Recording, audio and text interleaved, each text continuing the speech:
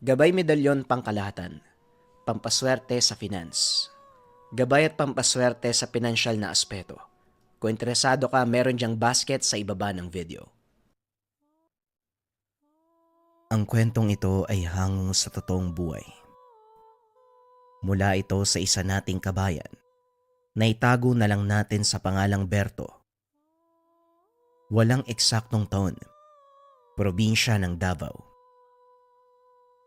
Minsan ang pagiging desperadong umangat sa buhay ang nagiging dahilan ng kapamakan. Lahat ay susuungin para lang kumita ng malaking halaga. Ipangtutusto sa pang-araw-araw na pangangailangan. Ito ang naging karanasan ng ating tagapagpadala ng kwento. Naninirahan sa isang mahirap na pamayanan itong si Berto. Lumaki sa kanyang mga magulang na ang tanging pinagkakakitaan ay paglalako ng gulay. Hindi nakapagtapos ng pag-aaral dahil na rin sa kakulangan sa pera. Sa murang edad, napilitang pumasok sa kahit anong trabaho. Naranasan din ni Berto na mamulot ng pagkain sa basura para lamang mairaos ang isang buong araw. Ito ang nagtulak sa kanya upang lalong magsikap. Kailan ba uli ang lakad natin, Berto? Nababagot na ako sa bahay eh. Wika ni Oscar. Wala pa akong racket ngayon, Oscar. Kahit ako nga bagot na ako. Tugon ni Berto. Alam mo, may lakad sana ako. Pero nagdadalawang isip akong tumuloy eh. Wala akong kasama. Yun naman pala eh. Bakit? Ano bang tatrabahuin? Kayamanan, pare. Malaking bulto ng kayamanan. Mukhang pagnanakaw na naman yung iniisip mo, pare ah. Labas ako dyan. Alam mo naman na ayoko sa mga iligal na gawain eh. Hindi tayo magnanakaw, pare. Mag-uukay lang tayo. Wala kang dapat alalahanin dahil may permiso naman ang gagawin natin doon. Kinakabahan pa rin ako eh. Pero kung kikita tayo ng malaki, sige, papatusin ko na yan. Sige pare, kita na lang tayo bukas sa umaga. Antayin kita sa bahay ah. Magdala ka ng ilang pirasong damit. Magtatagal kasi tayo doon sa lugar eh. Matapos ang pag-uusap, nagpaalam na si Berto sa kaibigan. Pagdating nito sa tahanan, kinausap ng binata ang mga magulang. Wala namang tutol ang mga ito sa gustong gawin ng binata dahil alam nila kahit papano nakakatulong si Berto sa kanila. Kinabukasan maaga pa lang umalis na ang binata. Naghahanda na ring umalis si Oscar kaya hindi na sila nagsayang ng oras. Medyo malayo ang biyahe natin pare, pero sisiguraduhin ko sa'yo na sulit ang magiging lakad na to. Wala na sa akin ang layo ng biyahe pare. Ang mahalaga kumita tayo ng pera sa legal na paraan. Hindi lang basta pera ang kikitain natin dito. Kung seswertein, baka makita pa natin ang mga kayamanang binaon ng mga Hapon sa lugar. Nagtataka lang ako pare ah. Bakit hindi mo kinagat yung trabaho noon? Wala kasi kung kasamang mapagkakatiwalaan pare. Ikaw lang naman ang kaibigan ko simula noon eh. Kilala kita at alam kong hindi mo ko ilalaglag. Kung sa bagay, kung sakaling totoo man ang sinasabi mo, hindi ko rin ipagkakatiwala sa ibang ganitong trabaho. Pero yun nga pare, magtiwala ka sa akin. Lihitin mong kayamanan ng hukay natin. Nga pala, sundin mo lang ang sasabihin na makasama nating albularyo. Sila ang higit na nakakalam ng lugar eh. Wala namang problema sa akin pare. Alam mo namang masunurin akong bata eh. Mahigit 4 na oras ang biyahe papunta sa bayan na sakop ng baryong pupunta ni Berto. Lalakad sila paakyat ng kabundukan ng mahigit 1 oras para lang makarating sa mismong lugar na sinasabi ni Oscar. Pagdating pa lang sa baryo, ipinakilala ni Oscar sa kaibigan ang kanilang makakasamang albularyo. Pare, ito si Tatang Ingo. Makakasama nating albularyo. Tatang Ingo, ito si Oscar, kaibigan ko. Huwag kang mag-alala, mapagkakatiwalaan natin to. Wala naman akong nakikitang masama sa kaibigan mo. Basta palaging tandaan ang lahat ng sasabihin ko ha, pagdating natin sa lugar. Tugon ni Tatang Ingo. Matanong ko lang po, huwag niyo po sanang mamasamain ha. Anong lugar po ba yung pupuntahan natin? Bakit kailangan na may kasama tayong albularyo? Magandang katanungan. Ang lugar na huhukayin natin ay dating pamayanan ng mga katutubo, libingan ng mga babaylan. Nanlaki ang mga mata ni Berto nang marinig ang sinabi ng albularyo. Dito nakaramdam ng takot ang binata. Libingan ng mga babaylan? Seryoso po ba kayo? Bakit? Natatakot ka ba? May oras pa para umatras. Hindi po, Tatang. Nagulat lang ako eh. Hindi sinabi ni Oscar sa akin ang lahat eh. Kung gano'n, ano pa ang inaantay natin? Lumakad na tayo. Binitbit ng dalawa ang mga kagamitan. Nagsimula sa paglalakad. Hapon na nang marating nila ang abandonadong baryo. Inilapag ni Berto ang mga gamit at pinagmasdan ng paligid. Nababalot ng malaking baging ang dating bahay ng mga katutubong nakatira sa lugar. Bakas pa din ang karahasang naganap na naging dahilan ng pag-alis ng mga dating naninirahan sa pamayanan. Sinalakay ng mga Hapon ang lugar na ito at wala silang tinirang buhay. Kalunos-lunos ang sinapit ng mga katutubo sa kamay ng mga dayuhan. Lahat kinuha nila, maliban lang sa mga kayamanang inilibing kasama ng mga babaylan. Ang mga babaylan, kapag nabatay pinababaunan ng mga kayamanan, gaya ng mamahaling hiyas o hindi kaya banga na puno ng ginto, ito ang huhukayin natin. Kaya maganda kayo. Mag-aantay lang tayo ng paglubog ng araw para masiguradong walang ibang taong dadaan at makakakita ng gagawin natin. Wika ng matandang albularyo. Nagpahinga sandali ang grupo habang nag-aantay ng paglubog ng araw. Medyo napagod sa paglalakad si Berto kaya naidlip ito sandali. Maya-maya ginising ito ni Oscar. Nagsindi ng solo si Tatang Ingo. Nagsimula ng maglakad papunta sa libingan ng mga babaylan. Sandali lang. Hihingi lang ako ng permiso. Oscar, iabot mo sa akin ang dala nating manok. Kinuha ni Oscar ang dalang manok. Inabot sa matanda. Ginilit ni Tatang Ingo ang leg nito. Pinatak sa buong paligid. Habang nagbubulong ng mga dasal, kasunod nito ay nagtarak ng punyal sa puno ang matanda. Ang kailangan na lang nating antayin ang sagot ng mga espiritu. Diyan lang kayong dalawa. Huwag kayong gagawa ng kahit ano na maaaring ikagalit ng mga naninirahang espiritu sa lugar. Gaya ng sinabi ng matanda, hindi umalis sa pwesto ang magkaibigan.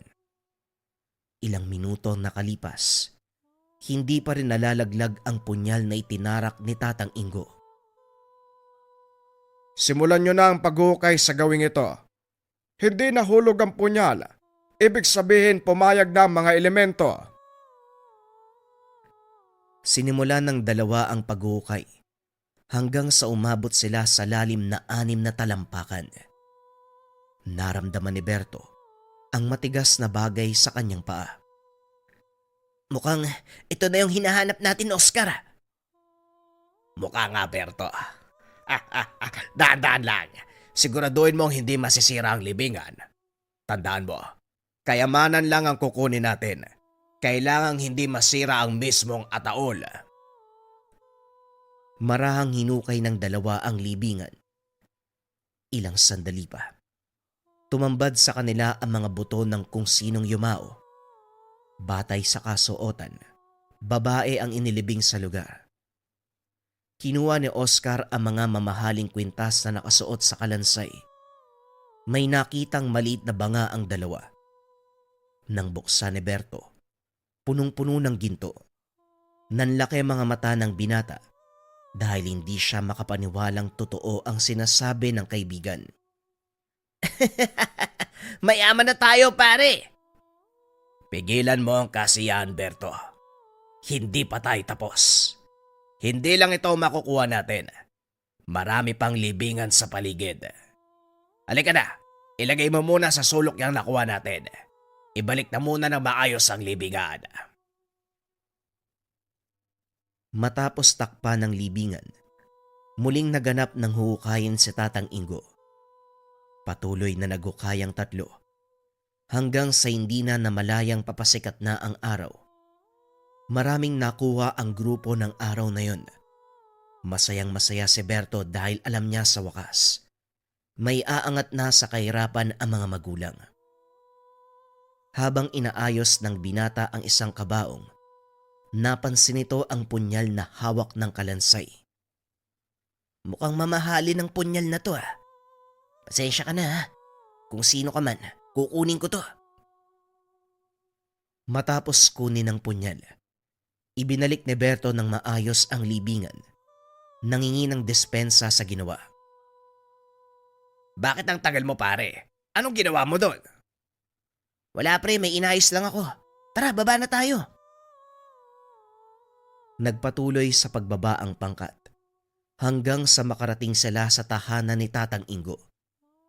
Nilinis na mga ito ang nakuwang kayamanan. Sinimulang pagparti-partihin. Masayang masaya ang tatlo dahil nagtagumpay sila sa lakad. Para kay Berto, ito na ang simula ng pagbabago ng kanyang buhay. Kaso nga lang ang hindi niya alam, mas malaking pagbabago pa ang magaganap. Hindi lang sa kanyang estado, kundi maging sa espiritual. Nanatili pa ang dalawa sa tahanan ni Tatang Ingo ng isang araw bago magpasyang umuwi. Kaso nga lang bago pa sila umalis, kinausap ng asawa ni Tatang Ingo si Berto. Mukhang may nakuha kang mas malagang bagay kaysa sa kayamanan, binata. Wika ni Aling Marta. Ano pong ibig niyong sabihin? Huwag ka nang magmaang-maangan. Wala kang dapat ipag-alala. Tayo lang ang nakakalam nito. Nakangiti ang matanda habang nagsasalita. Nawala ang pag-aalinlangan ni Berto. Ipinakita kay Aling Marta ang nakuhang punyal. Maswerte ka at ikaw ang nakakuha ng punyal na ito. Higit pa sa kahit anong kayamanan ng kasangkapang yan. Bakit naman po? Ano po bang gamit ng punyal na to? Ang punyal na ito, gamit ng mga babaylan sa pag-aalay. Hindi lang basta sandatang patalim. Pinasbasan, kinonsagra ng mga umalagadang talim nito upang ang kahit anong paggamitan ng sandata ay maging sagrado. Mukhang hindi ko pala magagamit ang punyal. Kung gusto nyo sa inyo na lang po. Hindi na maaaring tanggapin ang punyal na yan dahil ikaw ang pinili ng may-ari. Hindi mo lang basta kinuha ang sandata sa kamay niya. Kusa itong ibinigay sa'yo. May dahilan kung bakit napasayo ang punyal. Itabi mo. Pagdating ng panahon, magagamit mo ito sa mas dakilang paraan. Matapos ang pag-uusap, tinawag na ito ni Oscar. Kagad umalis ang binata. Pagdating nito sa kanilang tahanan, tuwang-tuwa ang kanyang mga magulang dahil sa dalang pera. Habang nakahiga, pinagmamasdan nito ang nakuhang punyal. Hindi pa rin lubos maisip ng binata kung para saan ito at bakit sinabi ng matanda na sagrado ang bagay na yun. Gaya ng sinabi ni Aling Merta, itinago ito ni Berto. Wala namang nangyaring kakaiba ng mga sumunod na araw. Pero laking pagtataka ng binata dahil tila may nararamdaman itong nakasunod sa kanya.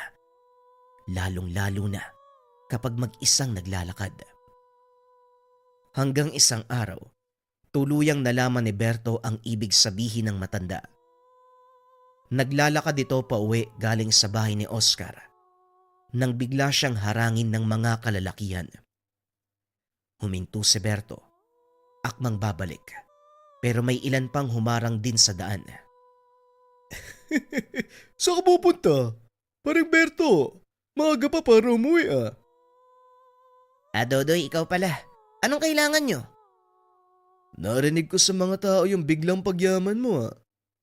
Sabihin mo sa akin, nakachamba ba kayo ni Oscar? Sino nagsabi sa inyan, Dodoy? Hindi totoo yan. Sige na, gagabihin ako sa pag-uwi. Sandali lang. Nakikipag-usap pa ako eh. Sabihin mo na kasi yung totoo. Hindi naman kami manghihingi ng malaking balato eh. Yung tama lang. Pasensya na talaga pare, pero wala ako ibibigay sa inyo. Wika ng binata sabay lakad palayo. Hinarang ito ng mga kasama ni Dodoy. Tinutukan ng patalim. Masyado ko namang madamot. Hindi ka man lang magpaambon sa mga dati mong kaibigan. Bakit ba kasi hindi ka magsikap, Dodoy? Hindi yun nangingikil ka sa ibang tao. Kung ano man ang meron ako ngayon, pinaghirapan ko yun. Kaya pasensya na, wala akong may bibigay sa inyo. Pagsisisiyan mo to.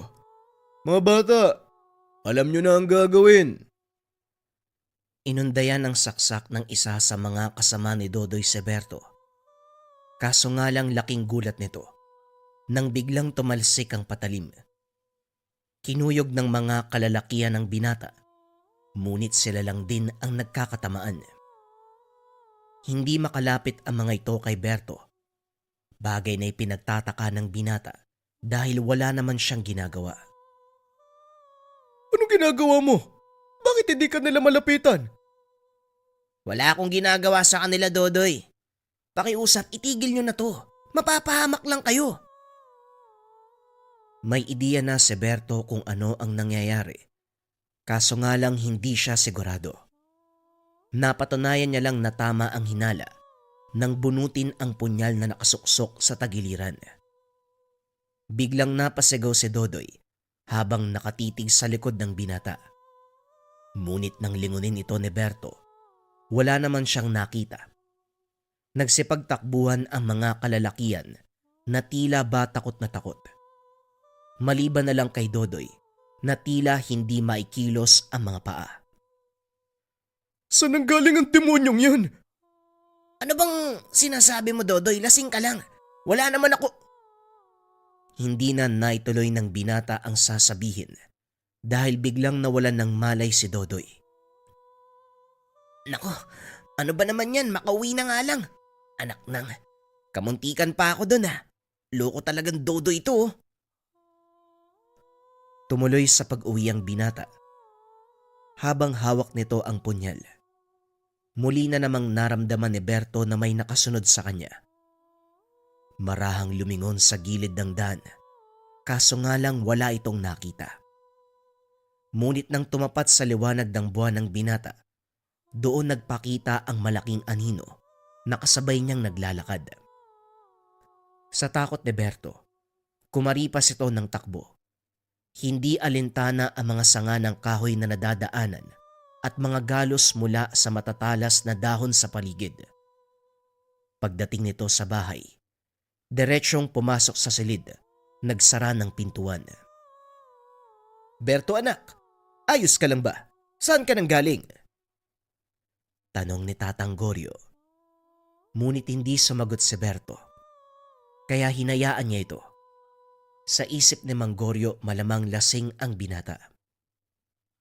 Kinabukasan, muling kinatok ng matanda ang pintuan pero hindi pa rin sumasagot si Berto. Suling, nag-aalala na ako sa anak natin. Baka napapasobra sa alak. Halos gabi-gabing lasing. Kausapin mo nga, baka sakaling sa'yo sumagot. Sige na.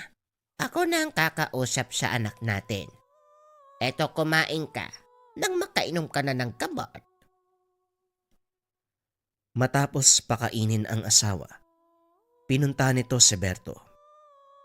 Ilang ulit na kumatok sa pintuan pero hindi sumasagot ang binata. Itinulak nito ang pinto. Laking gulat nang mabuksan dahil wala doon ang anak. Gorya, ang anak mo wala sa kwarto niya. Sigurado ko bang umuwi yun kagabi? Nakita ko siyang pumasok. Paano mo nasabing wala siya sa kwarto? Tignan mo. Bukas ang pintuan, pero walang tao sa loob. Saan kaya nagpunta ang taong yun? Pero hindi. Sigurado kung umuwi siya kagabi. Baka maaga lang umalis. Madaling araw pa lang gising na ako, Gorya. Di sana, nakita ko siyang lumabas ng kwarta. Maya-maya ay pumasok ng tahanan si Berto. Laking gulat ng mga ito dahil punong-puno ng putik ang damit ng binata at puro galos ang muka. Berto, ano nangyari sa'yo? Saan ka ba nanggaling? Hindi ko rin po alam, tay. Nagising ako nasa gitna ng gubat. Umuwi ka ba kagabi? Ang sabi niyang tatay ma, nakita ka niyang pumasok sa silid. Ngayon lang po ako umuwi, nay. Sa gubat nga po ako nakatulog eh. Napasobra yata ng inom kagabi. Aba Berto, mukhang inaabuso mo ang iyong katawan. Hindi po ako uminom kagabi, tay.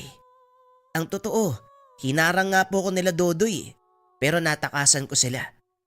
Pagkatapos nun, hindi ko na matandaan ang nangyari sa akin. Pero alam kong hindi ako lasing. Kung ganon, paano kang napunta sa gubat nang hindi mo alam? Si nanay ang kulit oh. Sabing hindi ko nga po alam. Nagtataka din po ako eh. Ang mabuti pa, manatili ka muna dito sa bahay. Nang sa ganon, maipahinga ang iyong katawan. Sinunod ng binata ang sinabi ng ama. Ilang araw hindi lumabas si Goryo hanggang sa puntahan nito ng kaibigang si Oscar. Berto, ano nangyari sa'yo? Bakit halos 1 linggo kang hindi lumabas ng bahay? Kasi nagkatrangkaso ako. O tama, nagkasakit ako pare. Kailangan magpahinga. Ganun ba? Sayang, may lakad sana ako ngayon eh. Gusto sana kitang isama. Hindi na muna siguro pare. Magpapahinga muna ako. Paano ba to? May kakaibang nangyayari sa akin eh. Kagabi lang, hindi ko malaman kung paano ako napunta sa gubat. Yan din ang gusto kong itanong sa'yo. Bakit puro agalos? Hindi ko alam pare, basta nagising ako, nasa gitna na ako ng gubat. Alam mo pare, baka nasosobrahan ka sa alak. Hindi naman ako uminom kagabi. Oo nga pala no. Pero paano hindi mo natatandaan yung nangyari sa'yo? Yan nga din yung tanong ko pare. Ang huling naaalala ko, pauwi na ako eh. Hinarang pa nga ako nila Dodoy tapos naalala ko na. May kinatakutan sina Dodoy eh. Tapos tumakbo sila palayo. Pero hindi ko nakita kung ano yung kinakatakutan nila. Nung pauwi na ako, napansin ko eh. May malaking anino na nakasunod sa akin. Tapos yun na, nagising ako sa gitna ng gubat. Naingkanto ka yata pare. Ang mabuti pa puntahan natin si Tatang Ingo para malaman natin kung ano nangyari sa'yo. Mas mabuti pa nga pare. Sandali lang, mag-aayos lang ako ha. Matapos magpaalam sa mga magulang, bumiyahe ang dalawa papunta kay Tatang Ingo. Pagdating, si Aling Merta ang nasa tahanan. Naisip ni Berto na magtanong sa matanda tungkol sa nangyayari. Hindi ba sinabi ko na tayo na magbabago yung buhay mo? Tanggapin mo ang pagbabago. Siguradong masasagot ang lahat ng katanungan mo. Pero paano ko po gagawin yun? Wala akong alam sa mga ganitong bagay. Halika, sumama ka sa akin at may ipapagawa ko sa'yo. Dala mo ba ang punyal? Opo, nandito po sa akin. Ano po bang gagawin? Huwag ka nang magtanong. Amin na ang punyal. Sumunod ka sa akin. Naglakad ang dalawa papunta sa likod ng bahay. Doon nakita ni Berto ang batong altar. Para saan po yung altar na yan? Isa kong babaylan.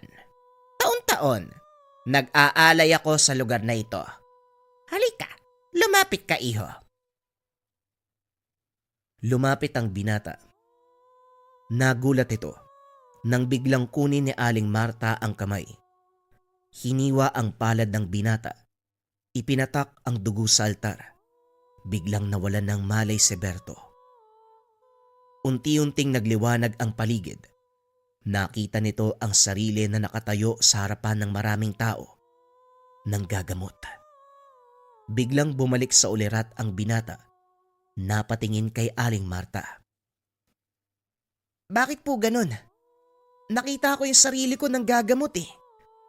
Hinaharap ko po ba yung pinakita nyo? Oo, iho. Yan ang tadhanang nakalaan para sa'yo. Naiguhit ko ito nang makuha mo ang punyal. Pero paano ako magiging manggagamot? Wala naman akong alam sa mga ganyan. Hayaan mong gabayan ka ng mga umalagad na nananahan sa punyal. Dito naalala ni Berto ang nilalang na sumusunod sa kanya at ang nangyari kay Dodoy. Ipinaliwanag din ni Aling Marta kung bakit siya nagising sa gubat. Ayon sa matanda, tinatawag siya ng kalikasan pero hindi niya ito natatandaan dahil hindi pa ganon kabukas ang kanyang kamalayan. Ang payo ko sa'yo, iho, manatili ka dito. Sasanayin kita sa panggagamot. Hahasain ko ang iyong kakayahan. Ito po ba talaga yung tadhana ko, Aling Marta? Oo, iho. Hindi na natin maaaring takasan ng kapalaran. At kahit anong gawin mong pag-iwas, doon at doon ka pa rin pupunta. Tinanggap ng binata ang sinabi ng matanda. Nagpaalam ito sa mga magulang at doon na natili sa tahanan ng mag-asawang manggagamot.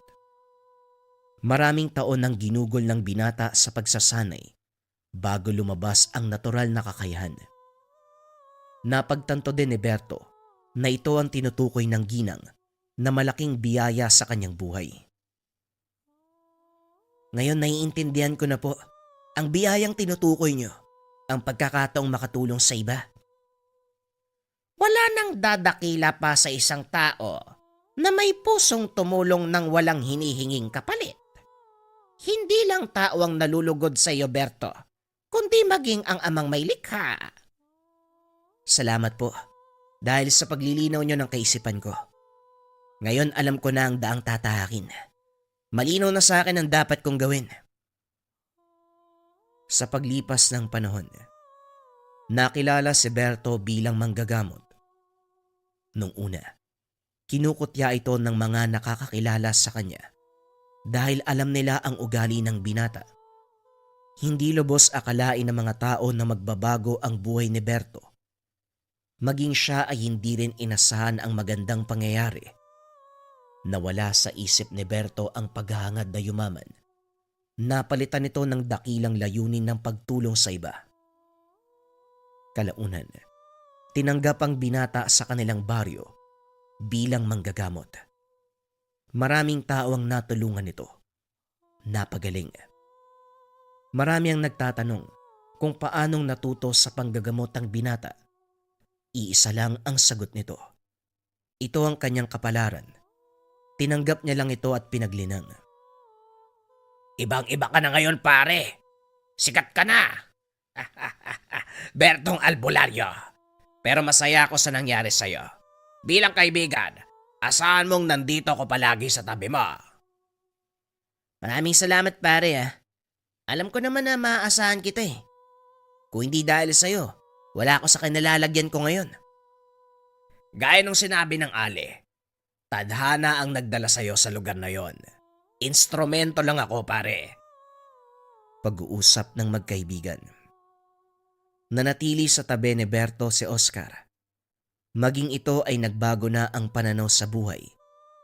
Tinulara ni Oscar ang kaibigan dahil nakikita niya malaki ang pagbabagong naidulot nito sa buhay ng binata.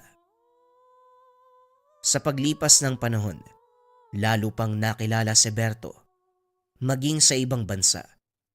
Nakarating na din ang husay nito sa panggagamot. May ibang sumasadya pa sa kanya upang malunasan ang mga karamdaman at napapagaling naman ito ng binata. Marami ang nagtataka kung saan nanggaling ang kakayahan na taglay ni Berto. Ito lang ang sinasagot niya. Galing sa amang may likha ang kakayahan ko at pawang kasangkapan lang ako. Ginagawa ko lang kung ano ang kalooban ng ama. Ang kwentong ito ay isang patunay. Walang pwedeng humadlang kung tatawagin ka ng iyong tadhana at ng kalikasan upang maging tagapaglingkod sa mas malalim na adhikain.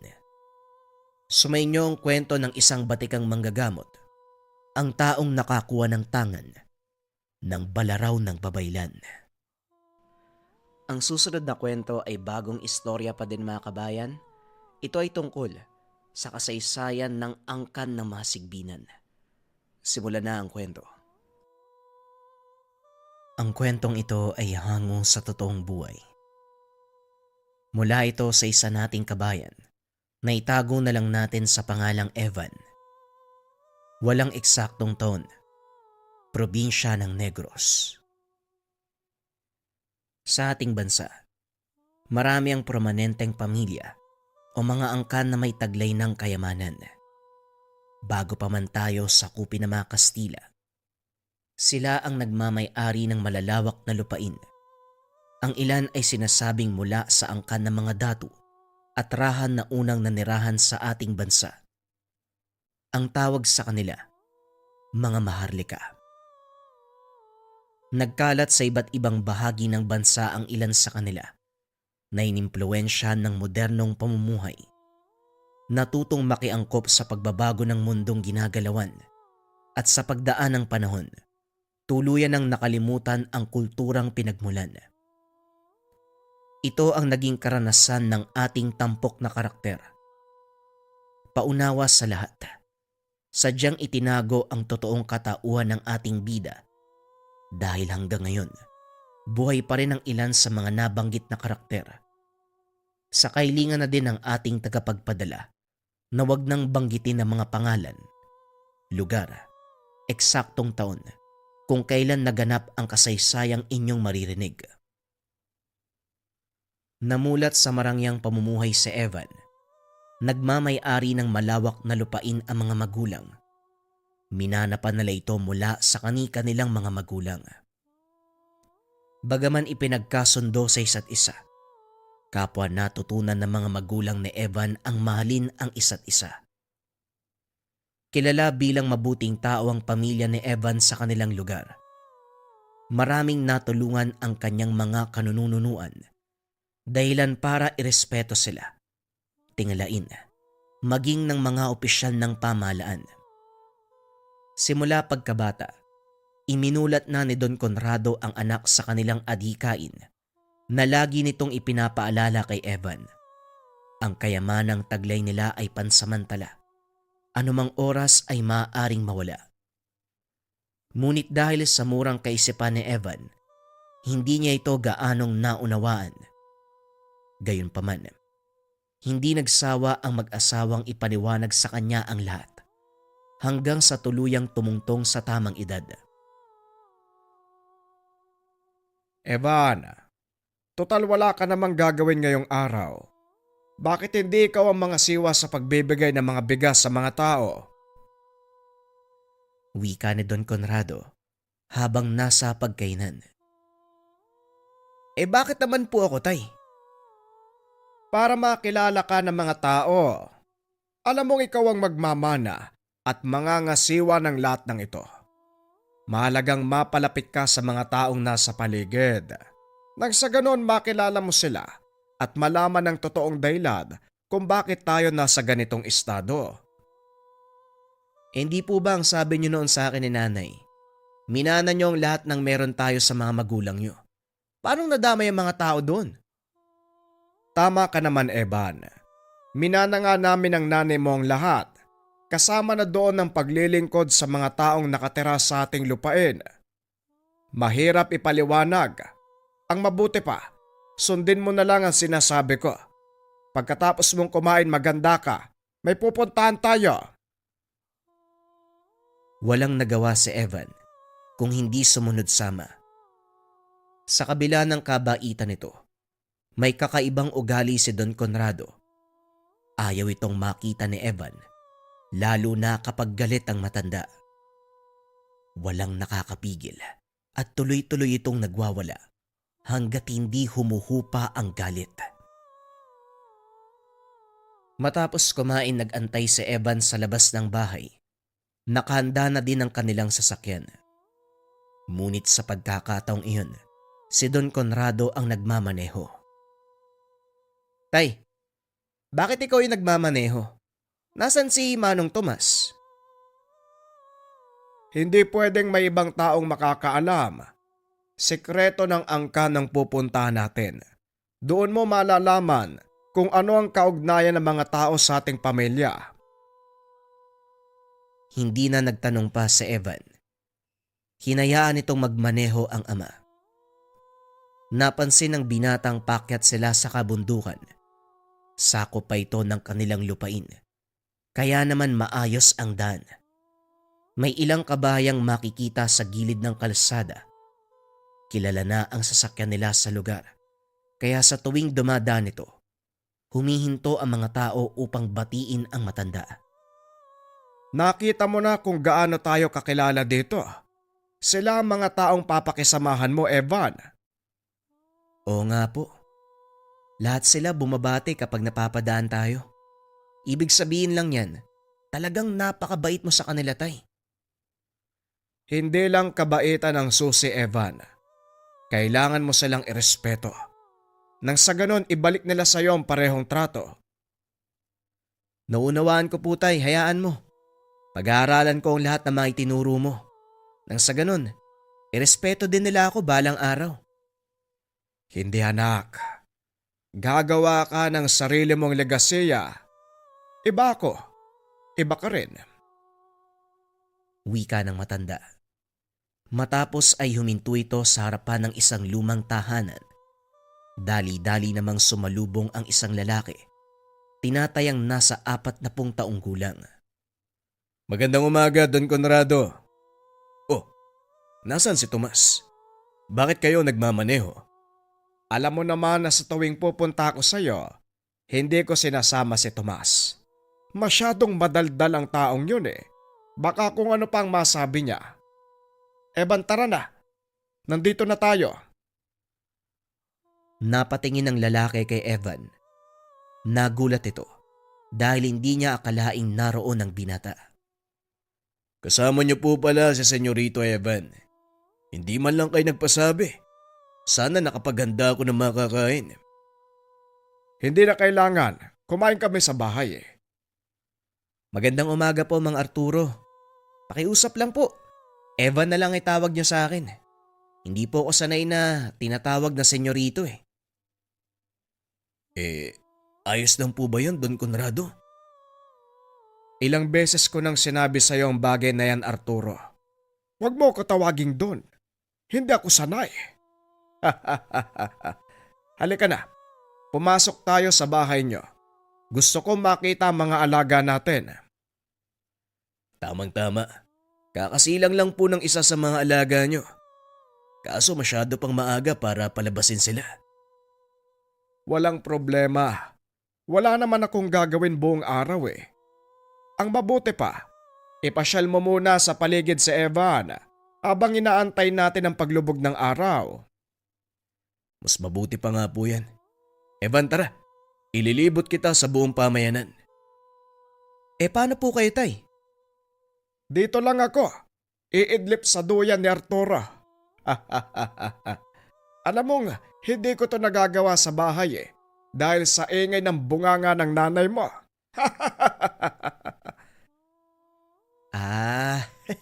Mukhang alam ko na kung bakit tayo nandito. Tumatakas ka pala kay nanay eh. Ay ganun na nga. O siya, lumakad na kayo. Arturo, ikaw na ang bahala sa anak ko. Makakaasa ka doon. Mang Conrado. Matapos ang pag-uusap, nahiga si Don Conrado sa duyang gawa sa ratan. Tumuloy sa paglalakad ang dalawa habang nag-uusap. Kampanteng-kampante si tatay dito sa lugar niyo, Mang Arturo. Bakit po kaya? Hindi ba naikwento ng tatay mo na dito siya halos lumaki? Nanay ko nag-alaga sa kanya nung nabubuhay pa. Kaya umuwi si Don Conrado sa bahay nila noon eh. Hinahayaan na lang siya ng mga magulang dito. Kaya ayan, parang taga dito lang din siya. Ibang klase talaga yang si tatay. Napakasimple. Tignan mo yung suot na damit oh. Kamiseta, pantalong kupas, nakatsanyelas pa. Yan ang dahilan kung bakit siya kinagigiliwan ng mga tao, Evan. Simple lang ang tatay mo. Walang luhos sa katawan. Mababaw lang din ang kaligayahan. Noon pa man pansin ko na yan kay Tatay Manong. Mahilig din siya makisalamuha sa mga tao. Minsan, pinapasundo siya ni nanay. Naabutang nakikipag-inuman ng lambanog doon sa kabisera. Kasama ang mga sakada at manggagawa sa tubuan. Hindi ba sinabi ko naman sa'yo, ibang klase ang puso ng tatay mo. Walang halaga sa kanya ang katayuan sa lipunan. Mas matimbang ang pakikisama sa kapwa. Kaya siya nire-respeto ng mga taga dito sa atin. Saan po tayo pupunta? Maglilibot lang tayo sa pamayanan para makilala ka ng mga tao at malaman mo din ang pang-araw-araw naming buhay dito. Nagikot ang dalawa sa paligid at sa bawat bahay na madadaanan ng mga ito, sinasalubong sila, iniimbitahan sa munti nilang tahanan. Napagtanto ni Evan kung gaano kamahal ng mga tao ang kanyang ama. Matapos ang halos kalahating araw ng pakikipagsalamuha sa mga tao, muling bumalik ang dalawa sa tahanan ni Arturo. Mabuti naman nakabalik na kayo. Arturo, may naghatid na lambanog dito. Ay, halika na, alam mo na yan. Pagsaluhan natin. Sino naman kaya ang nagatid niyan dito? Si Elias. Nalaman niyang dito ako papunta. Kaya hinatiran niya ako ng 1 galong lambanog. Halika Evan, tikman mo. Masarap ang bagong gawang lambanog. Naupo ang binata sa tabi ng ama. Kinuha ang inabot nitong baso. Tinikman ni Evan ang lambanog. Napagtanto na napakasarap nito. Hanggang sa naparami sila ng inom. Bagyang tinamaan ng binata kaya napasandal na lamang. Gising na siguro ang mga alaga natin, Mang Conrado. Tara ho, silipin natin sila. O sige, tamang-tama. Bago kami umuwi, gusto ko silang makita. Tayo na Evan, sumama ka. Nang makita mo din ang mga alaga namin ni Arturo. Tahimik na tumayo ang binata at sinunda ng dalawa. Nagpunta ang mga ito sa silong ng bahay ni Arturo at doon nakita ni Evan ang mga nakailerang tapayan. Isa-isang binuksan ni Arturo ang mga ito.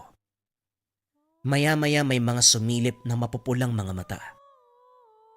Nagulat si Evan nang makita ang mga nilalang na dahan-dahang lumalabas sa tapayan. Kulay itim ang balahibo. May mahabang buntot. Mas mataas ang paa sa hulihan kaysa sa harapan. Malalapad ang tenga na halos nakatakip na sa mga mata.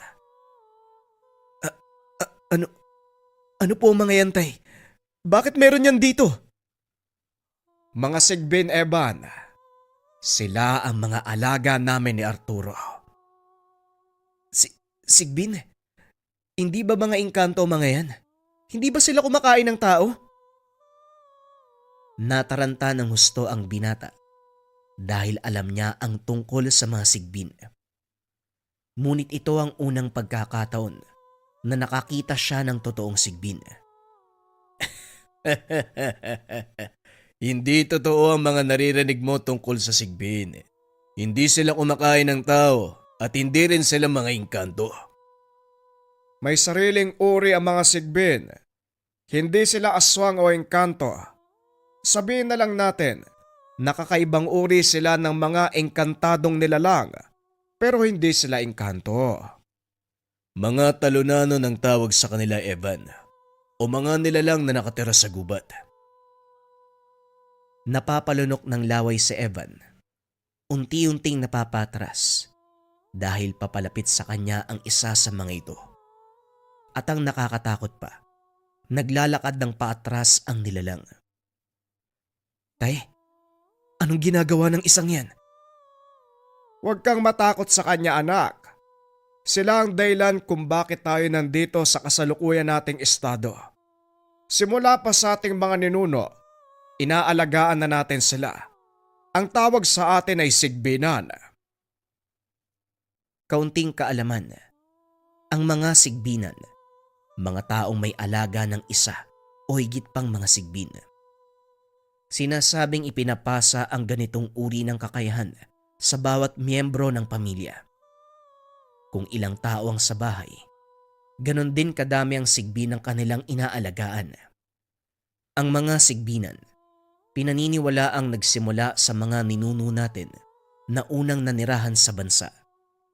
Dinala ang mga sigbin mula sa pinanggalingang lupain at kalaunan. Habang dumadami ang kanilang populasyon, unti-unti ring dumadami ang mga sigbin. Karamihan sa mga sigbinan, mga permanenteng tao na nagmamay-ari ng malalawak na lupain o hindi naman kaya mayayaman. Kapalit ng pag-aalaga ng mga sigbin ang hindi masukat na kayamanan at swerte sa buhay na ipinagkakaloob ng mga mahiwagang nilalang. Balik tayo sa kwento. Sigbinan, kung ganun, isa din ako sa inyo. Bakit wala akong alagang sigbin? At saka bakit ngayon nyo lang sinabi sa akin ang lahat ng yan? Yun ay sa kadahilanan na hindi pa sapat ang kakayahan mong umunawa nung bata ka. At ngayong nasa 8 gulang ka na, ipinakikilala ko sa iyo ang ating angkan. Dinampot ni Arturo ang 2 maliit na sigbin. Mistula itong malaking daga. Walang balahibo. Nakapikit pa ang mga mata na tila kakasilang palang nabubwit. Sa iyo ang kambal na sigbin na ito. Tila alam ng mga alaga namin ang pagdating mo. Itinaon nila ang pagsilang ng aalagaan mong sigbin. Ang totoo, Arturo, alam kong ngayon ang takdang araw ng pagsilang ng mga sigbin. Ito rin ang tamang panahon para manahin ni Eva ng kanyang kakayahan. Teka, sandali lang. Hindi ko alam yung gagawin sa kanila. Paano ko ba yan papakainin? Ano gagawin ko? Tatay naman, oh. Huwag kang mataranta, Eva, ni Diyos ko. Hindi ka magpapakain sa kanila. Amin na ang hintuturo mo. Inabot ni Evan ang hintuturo sama. Laking gulat nito nang biglang tusukin ni Don Conrado ng isang gintong punyal ang daliri ng binata. Lumabas ang dugo mula dito. Hinawakan ni Arturo ang ulo ng 2 batang sigbin. Itinapat kay Evan. Itapat mo ang dugo sa noo nilang 2. Ito magpapatibay ng inyong bigkis. Isang patak sa bawat isa. Habang buhay ka nilang paglilingkuran, Evan. Sinunod ng binata ang sinabi ni Arturo. Ngunit wala namang kakaibang nangyari. Matapos ay binalik nito ang mga batang sigbin sa tapayan. Bakit hindi mo sila pakainin, Evan? Kunin mo ang isang sako ng uling, Arturo. Teka, anong gagawin niyo sa uling? Uling ang pagkain ng mga sigbin. At kung minsan, hilaw na papaya. Hindi atay ng tao. Isinaboy ni Arturo ang isang sako ng uling sa lupa. Isa-isang nagsipaglapitan ang mga sigbin. Namangha ng gusto si Evan dahil pagkatapos kumain ng mga ito, isa-isang naglapitan sa paa ni Don Conrado at humalik. Babalik na sila sa kanilang mga tapayan. Halika na, hayaan na natin sila makapagpahinga. Wika ni Arturo. Naglakad ang mga ito pabalik sa harap ng bahay. Nagpaalam na umuwi sina Don Conrado at Evan. Habang nasa sasakyan, hindi pa rin lubos maisip ng binata na may ganong nilalang na inaalagaan ang kanyang ama. Alam kong nagulat ka, Evan. Pero kailangan mong malaman ang lahat ng ito. Balang araw, ikaw ang magiging tagapangalaga ng mga sigbin. Ano naman po yung kinalaman nila sa mga tao dito? Ang mga taong nakatira sa ating lupain, mga katiwala ng ating kanununuan. Simula pa lang nandito na sila, kaya hindi natin maaaring paalisin ang mga yan. Maaaring alam din nila ang sekreto ng ating pamilya, kaya mas makakabuting pakisamahan mo sila upang hindi mabunyag ng hindi sinasadya ang ating lihim. Dito naunawaan ni Evan ang lahat. Nang mga sumunod na araw nagsimula ang binata sa pangasiwa ng lahat ng ari-arian ng mga magulang. Katuwang nito si Arturo. At habang tumatagal, unti-unting nagagamay ni Evan ang lahat ng mga gawain. Ngunit kasabay nito, ang paglabas ng mga taong naiinggit sa kanilang pamilya. Bukas dadalaw ang isang kilalang politiko sa pataniman ng mangga. Hindi ko alam kung ano ang pakay niya, pero maigpit na kalaban ng iyong ama ang taong yun. Hindi ko alam na may mga kaaway din pala si tatay. Hindi kaaway, Evan, kundi mga taong naiinggit sa kanya at nais siyang pabagsakin. Kaso, wala silang mahanap na butas sa tatay mo, kaya gumawa sila ng paraan para masilip ang kahit anong maliit na mali sa ginagawa nyo. Anong maipapayo niyo, Mang Arturo? Pakisamahan mo lang na maayos ang taong yun. Walang mawawala kung makikipag-usap ka sa kanya, gaya ng ginagawa ng iyong ama. Sige po, ako nang bahala. Pag-uusap ng dalawa. Kinabukasan hinarap ni Evan ang mga panauhin. Napag-alaman niya na ito ay walang iba, kung hindi ang gobernador ng kanilang probinsya. Magandang araw po sa inyo, Gobernador. Maligayang pagdating sa ating munting taniman. Wika ni Evan. Tinignan lang siya ng gobernador. Patuloy na naglakad. Napaya si Evan, pero piniling maging kalmado. Malawak ang lupaing ito ha, pero hindi nagagamit na maayos. Sa susunod na termino, sisimulan ko na ang proyekto para sa lugar na to. Isang malaking pagbabago magaganap. Teka, sandali lang po. Anong sinasabi mo? Wag, Evan. Hayaan mo siya magsalita. Pero Manong Arturo, hindi mo ba narinig yung sinabi niya? Narinig ko. Maging kalmado ka lang. Mayabang talagang matabang yan. Pag-uusap ng dalawa. Napansin ito ng gobernador, kaya kagad silang nilapitan. Mukhang may pinag-uusapan kayo ha. Maaari bang malaman kung ano yun? Wala naman po, Gobernador. Sige po, tumuloy na po kayo sa mansyon. Nasaan ang matandang si Conrado? Bakit hindi ko nakikita ang taong yon? Dalhin niyo siya sa akin. May pag-uusapan kaming mahalaga. Paumanhin po. Pero hindi makakaharap sa si tatay. Ako si Evan, ang nag-iisang anak ni Don Conrado. Kung ano man ang tatalakayin niyo ni tatay, maaari po natin pag-usapan. Gusto ko ang pagiging prangka mo bata ah. Pero sa tingin mo, kaya mo bang pakinggan at unawain ang mga sasabihin ko? Hindi po ako tatayo sa harapan mo kung hindi ako handang makinig at umunawa. Kung ganon, makinig kang mabuti. Maraming taon na nakakalipas. Nagkaroon kami ng kasunduan ng iyong ama. Pagtapos ng aking termino, ipagkakaloob niya sa pamahalaang probinsyal ang lupaing ito.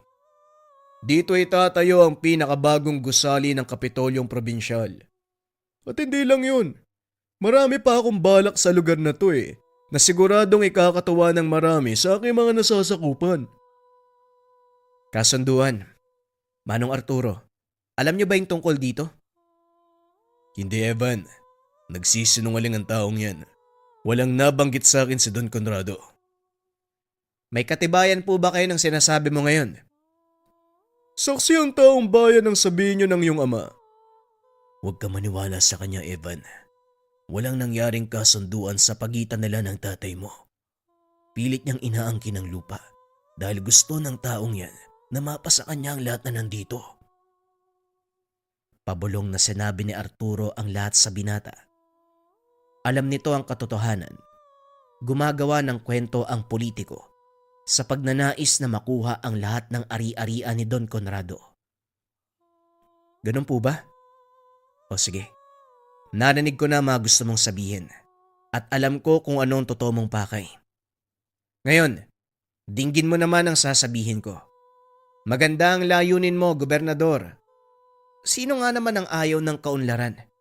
Magkaroon ng magandang gusali, pamilihan, at higit sa lahat, bahay aliwan. Pero isang bagay lang ang sasabihin ko sa'yo.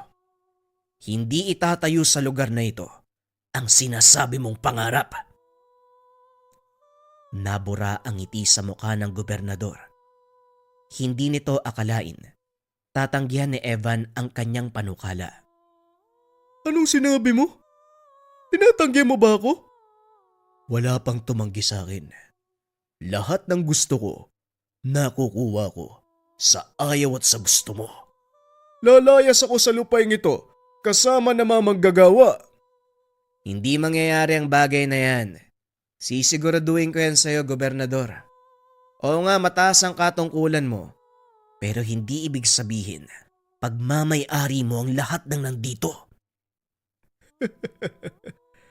Kung batas ang titignan, Ako ang may otoridad sa lahat ng lupain dito. Mapapribado o publiko. Huwag mong antayin na ang kamay na bakal pa ang kumilos, bata. Nagsayang lang ako ng laway sa pakikipag-usap sa isang kagaya mo. Isa ka palang toro na tinubuan ng sungay. gusto mo nang manuwag? Hindi ko kailangan ng mga sungay para suwagin ka, Gobernador. Hindi tama ang ginagawa mo. At hindi ako papayag na lapastanganin mo ang ari-ari ang ipinundar ng aking mga ninuno sa loob ng mahabang panahon. Hindi ang gaya mo ang sisira ng mga ito. Tignan natin. Sa pagbabalik ko, Malalaman mo kung sino ang kinakalaban mo, bata. Wika ng gobernador. Akmang sasakay na ito ng sasakyan nang biglang humarang si Arturo. May hawak itong banga. Sandali lang po, Gobernador. Pasensya na po kayo sa asal ng binata. Hindi lang po kayo nagkaunawaan pero ito tanggapin nyo. Isang banga. Masarap gawayan sa purong katas ng tubo. Siguradong magugustuhan nyo ang lasa. maraming salamat sa alay. Pero hindi magbabago ang pasya ko. Magbalat-balat na kayo. Dahil sa oras na bumalik ako, sisiguraduhin kong aalis kayo sa lugar na ito. Hindi na nagsalita si Arturo. Sa halip hinawakan nito sa balikat si Evan. Anong ginawa mo, Manong? Bakit mo binigyan ng alak ang taong yun? Hayaan mo siya. Sana lang, masiyahan siya sa laman ng tapayan na yan. Nakangiti ng nakakaloko si Arturo. Biglang kinabahan si Evan dahil may ideya ito sa susunod na mangyayari. Pumasok ng sasakyan ang gobernador kasama ang kanyang mga tauhan. Hindi pa man nakakalayo, biglang humarurot ang sasakyan. Bumangga sa malaking puno ng mangga. Sumigaw ang mga nasa loob nito. Biglang nagbukas ang pintuan. Gumapang palabas ng sasakyan ng gobernador. Punong-puno ng dugo mula sa kalmot ng kung anong nilalang. Marahang naglakad si Arturo papunta sa kinaroroonan nito ng nakangiti. Ano, Gobernador? Masarap ba ang alak? Walang iya ka. Anong nilalang yung laman ng banga? Wala naman.